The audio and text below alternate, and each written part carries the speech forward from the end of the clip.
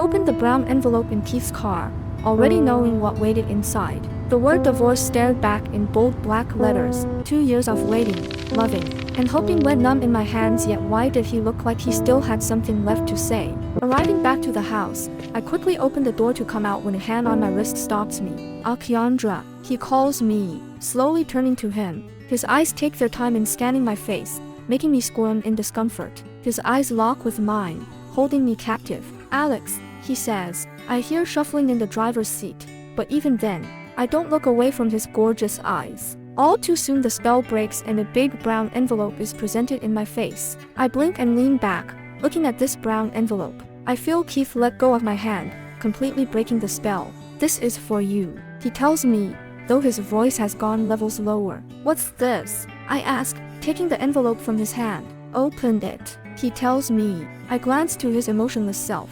Before looking down at the envelope in my hands, I hear a door open and looking up, I see Alex exiting the car, once again, leaving us alone. Taking a shaky breath, I opened it and reach inside where I slowly drag the paper up.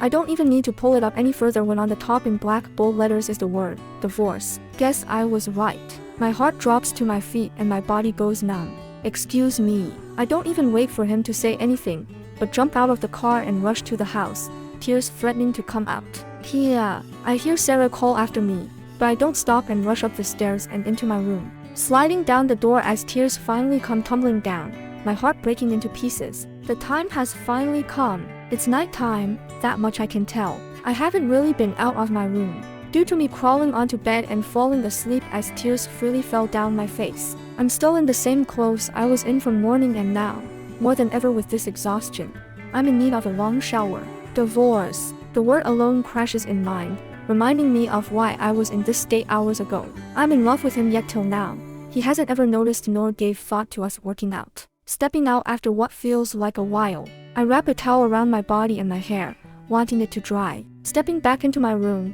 my eyes snap to the envelope on my bed, and once again, a swirl of emotions come at me, in full force. Sadness, disappointment, heartbreak, and anger. The anger I feel now fills me with some sort of confidence in hurriedly taking out the papers and signing them without even giving time to read them. The minute I sign the lines, my heart though feeling heavy. The anger dissipates, but relief washes over me.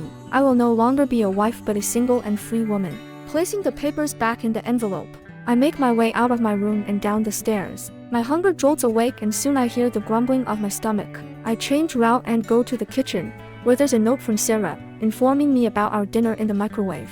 Placing the documents on the counter, I warm up my food and soon I'm devouring my food, just taking in the last of the silence which the mansion would provide every night I waited up for Keith. I'm halfway into my dinner when I hear footsteps in the house. Keith's back already? Well, that's early. It's only 7:30. The appearance of Keith through the doorway pulls me out of my thoughts. My eyes trail up his frame to his face, where he's already looking at me, standing and not moving. I notice that he's still in the same clothes from morning. Nothing is amiss. Whoa, was he here the whole time? Yes, I was, he says. Please don't, it's quite entertaining. I blush in embarrassment, looking away to gather myself when I hear moving about.